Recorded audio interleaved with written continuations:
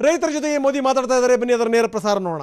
15 साल पुराने भाषण सुनोगे तो पता चलेगा कि इस राजनीतिक विचारधारा ने बंगाल को कितना बर्बाद कर दिया था। अब ये कैसे लोग हैं? बंगाल में उनकी पार्टी है, उनका संगठन है, 30 साल सरकार चलाई है, कितने लोग होंगे उनके पास? एक बार भी इन लोगों ने किसानों को ये 2000 रुपया मिलने वाला कार्यक्रम है, बंगाल के अंदर कोई आंदोलन नहीं चलाया। अगर हाल के दिल में किसानों के लिए इतना प्यार था, बंगाल में आपकी धरती है, तो आपने बंगाल में किसानों को न्याय दिलाने के लिए प्रधानमंत्री किसान सम्मान योजना के पैसे किसानों को मिले, इसके लिए क्यों आंदोलन नहीं किए? क्यों आपने कभी आवाज नहीं उठाई? और आप वहां से उठ करके पंजाब पहुंच गए, तब सवाल उठता है। और पश्चिम बंगाल की सरकार भी देखिए, अपने राज्य में इतना बड़ा किसानों को लाभ, 70 लाख किसानों को इतना धन मिले, हजारों करोड़ रुपया मिले, वो देने में उनको राजनीति आड़े आती है। लेकिन वही पंजाब जाकर के जो लोग के साथ वो बंगाल में लड़ाई लड़ते हैं, यहां आकर के उनसे गुपचुप करते हैं। क्या देश की जनता इस खेल को नहीं जानती है? क्या देश की जनता को इस खेल का पता नहीं है? जो आज विपक्ष में हैं, उनकी इस पर जुबान क्यों बंद हो गई है, क्यों चुप है?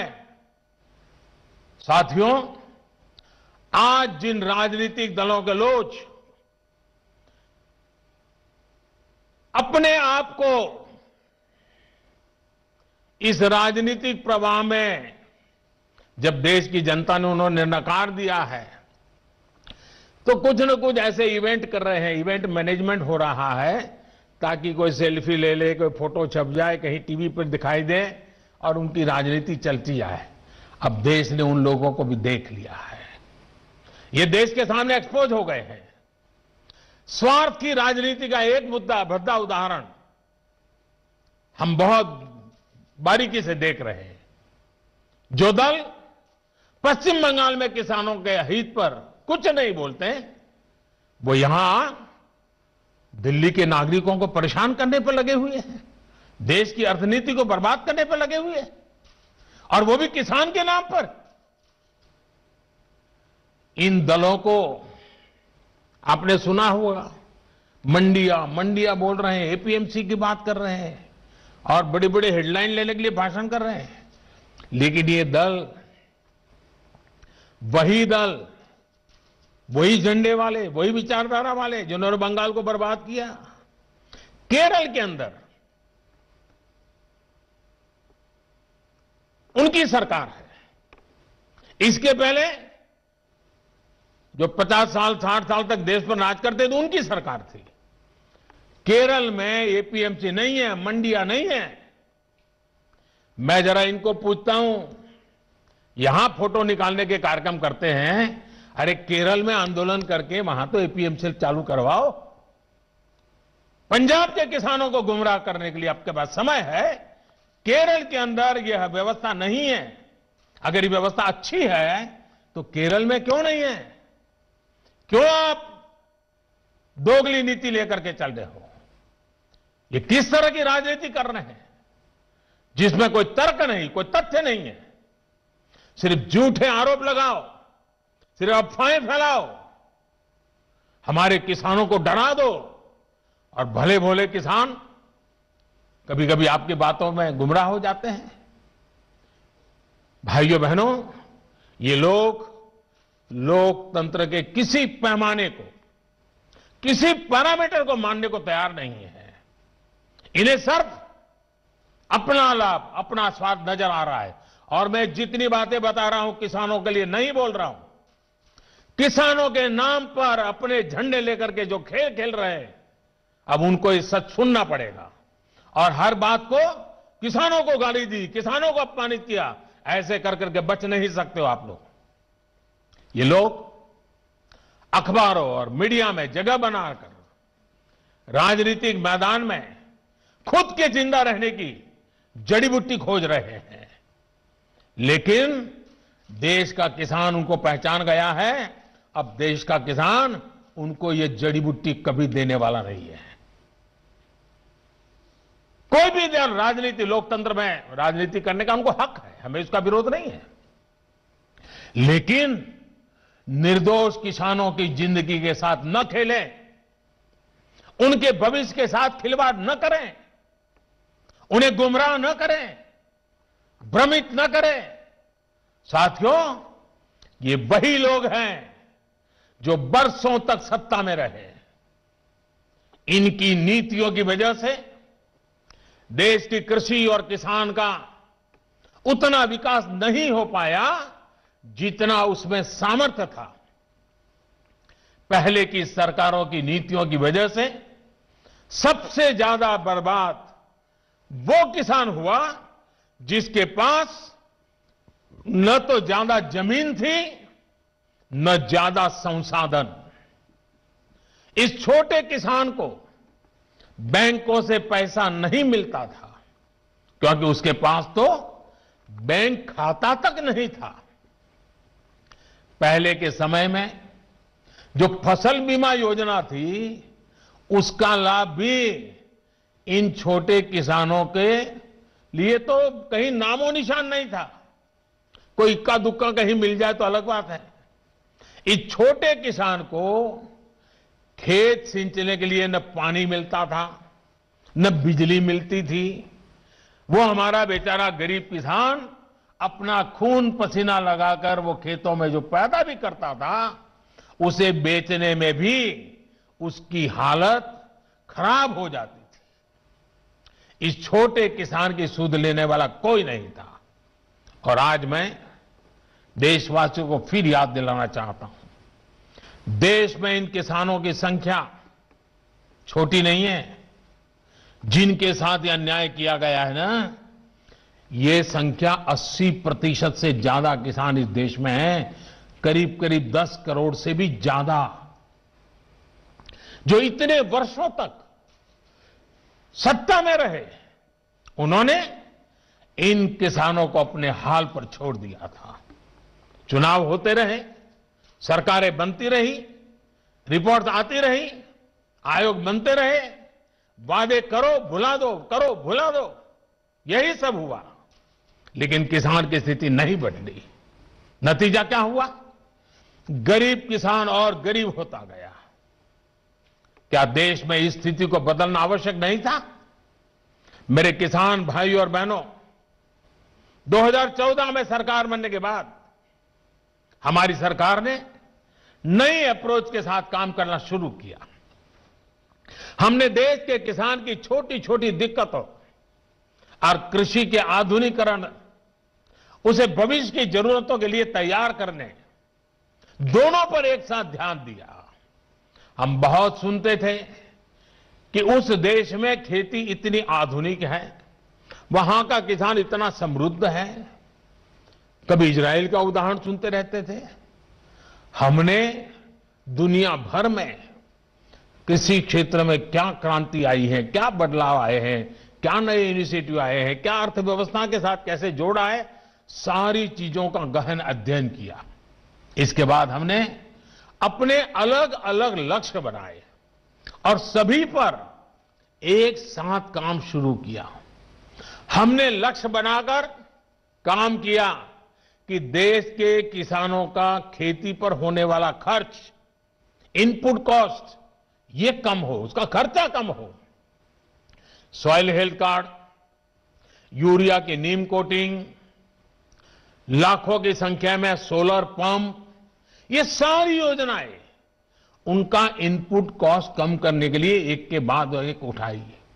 हमारी सरकार ने प्रयास किया कि किसान के पास एक बेहतर फसल बीमा कवच हो। आज देश के करोड़ों किसानों को पीएम फसल बीमा योजना का लाभ हो रहा है। और मेरे प्यारे किसान भाइयों बहनों, अभी जब मैं किसान भाइयों से बात कर रहा था तो मुझे हमारे महाराष्ट्र लातूर के गणेश जी ने बताया कि 2,500 रुपया उन्होंने दिया और 54,000 रुपया करीब करीब मिला।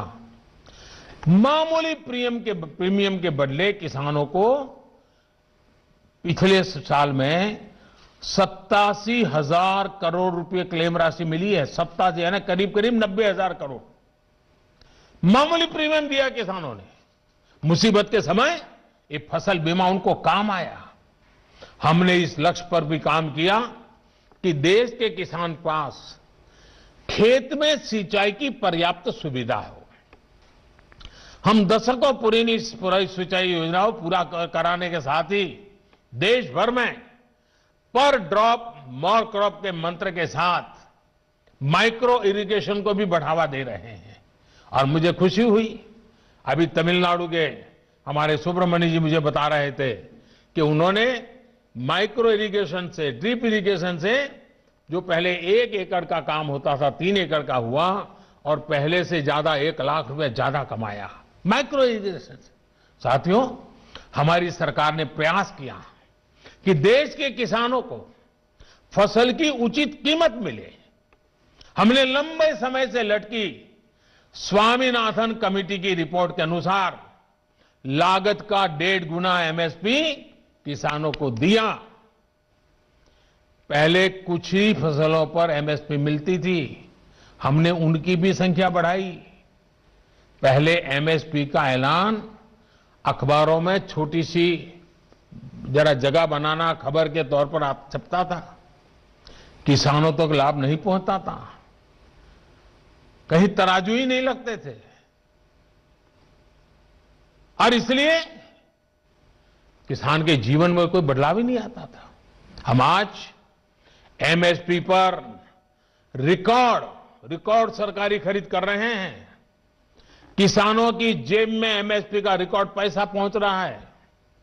जो आज किसानों के नाम पर आंदोलन कर रहे हैं, वो जब उनका समय था तब चूप मार करके बैठे हुए थे।